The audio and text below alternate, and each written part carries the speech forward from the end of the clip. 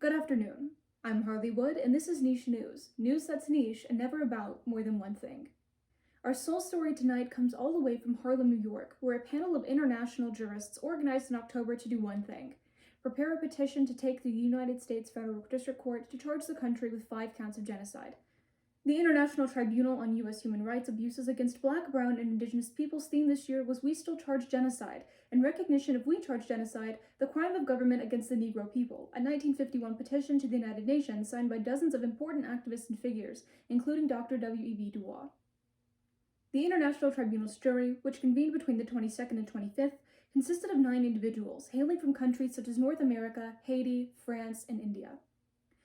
The chief presiding over the proceedings was Her Honorable Magdalene Munsami from South Africa, a former member of parliament and an admitted attorney of the South African High Court, among other esteemed accolades.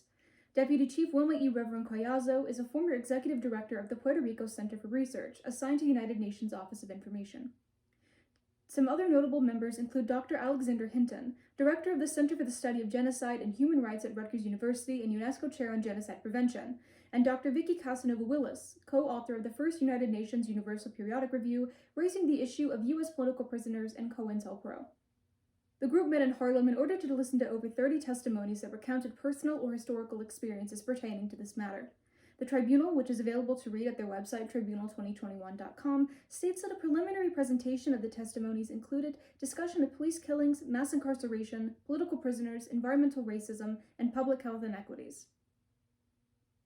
According to their most recent press release, the tribunal was formed in the spirit and legacy of the Russell Courts of Vietnam and Latin America and the Permanent People's Tribunals, which followed.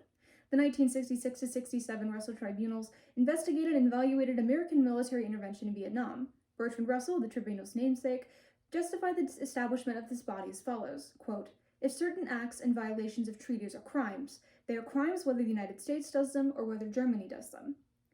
The second of the Russell Tribunals, which concerned Latin America and took place between 1973 and 76, was organized for similar reasons. The Permanent People's Tribunal was a continuation of both of these tribunals and held in Italy in 1979. It, too, was meant to denounce the military war crimes that were being committed in the country at this time. After meeting over the course of 3 days, the International Tribunal shared their deliberation online. Quote, "After having heard the testimony of numerous victims of police racism, mass incarceration, environmental racism, public health inequities, and of political prisoners and prisoners of war, together with the expert testimonies and graphic presentations, as well as the copious documentation submitted and admitted in the record, the panel of jurists find the U.S. and its subdivisions guilty of all 5 counts. We find grounds that acts of genocide have been committed." End quote. The document was signed by the panel of jurists on the 25th of October 2021 at the Church Center of the United Nations. Following this verdict, the In the Spirit of Mandela group, who orchestrated this tribunal, planned to publish the content and results of the tribunal to be offered in high schools and university curriculums. They also plan to build upon previous and respected human rights initiatives on the international stage and establish a national network of community organizations, activists, clergy, academics, and lawyers concerned with challenging human rights abuses on all levels and enhancing the quality of life for all people. The group also wishes to increase the strength of demand for freeing all political prisoners and establishing a reconciliation commission to lead to their freedom. Their last goal is to lay a foundation to build a People's Senate, which will be representative of all 50 states, indigenous tribes, and major religions. In 2022, the tribunal will regroup and assess the situation further. At present, they plan to take their findings to the United States Federal District Court, which will require the testimonies to be assessed officially. They also plan to bring these charges to the United Nations, where the country can be charged properly should the United Nations decide the evidence is sufficient enough for a violation of the Geneva Conventions to be considered. The largest issue raised with the tribunal is the United States' refusal to acknowledge any outside party. Famously, the United States has refused to acknowledge the International Criminal Court, or ICC. The ICC was established in 2002 in order to, quote, "bring to justice the perpetrators of the worst crimes known to humankind. War crimes, crimes against humanity, and genocide," end quote, when national courts are unable to do so. The United States has had a rocky history with the ICC, initially signing the statute under the Clinton administration, but not intending to ratify it in the Senate. The Bush administration also refused to join, with the Obama administration joining only as an observer. The ICC has been criticized for its lack of due process and absence of jury trials, though its supporters have claimed that these criticisms are unfounded. The Heritage Foundation, a conservative think tank of the United States, claimed that, quote, United States participation in the ICC treaty regime would also be unconstitutional because it would allow the trial of U.S. citizens for crimes committed on U.S. soil, which are otherwise entirely within the judicial power of the United States. The Supreme Court has long held that only the courts of the United States, as established under the Constitution, can try such offenses. Another issue is that even if the tribunal was able to reach the United Nations, the Hague Invasion Act of 2002, signed after the US pulled out of the Rome Statute for the ICC, theoretically allows the United States to invade Western Europe in order to, quote, protect United States military personnel and other elected and appointed officials of the United States government against criminal prosecution by an international criminal court to which the United States is not party.